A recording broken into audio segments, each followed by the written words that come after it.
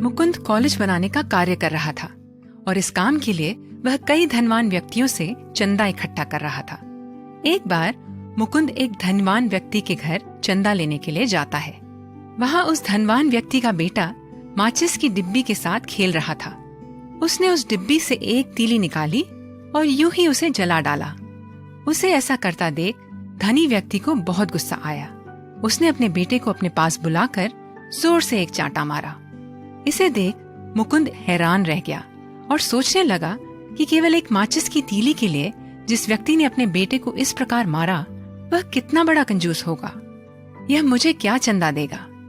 मुकुंद उठा और वहां से चलने लगा। धनवान व्यक्ति ने मुकुंद से पूछा, कहाँ चल दिए?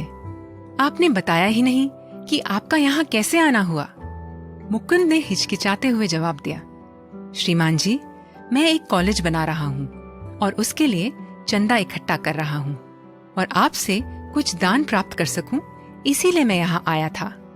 धनवान व्यक्ति ने कहा, फिर तो आप कुछ लिए बगैर ही चल दिए। इस पर मुकुंद ने कहा, आपने अपने बेटे को माचिस की एक तीली के लिए इतने जोर से चांटा मारा तो मैं आपसे कुछ पाने की अपेक्षा कैसे कर सकता हूँ।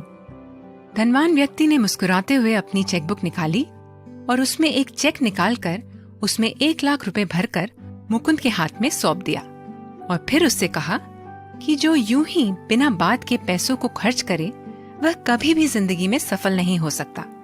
जिसे पैसे की अहमियत ना पता हो वह अपने जीवन में आगे नहीं बढ़ सकता। मैंने अपने बेटे को सही रास्ते पर लाने के लिए मारा। वह एक धनी पिता का बेटा हो सकता है, मगर किसी चीज को बर्बाद करना ठीक नहीं।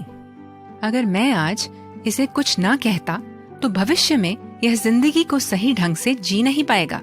उसे लगेगा कि मेरे पिता के पास बहुत धन है, इसलिए मैं कुछ भी कर सकता हूँ। हमें बच्चों को पैसे की कद्र करना सिखाना चाहिए, नहीं तो वे सारे पैसों को बर्बाद कर देंगे।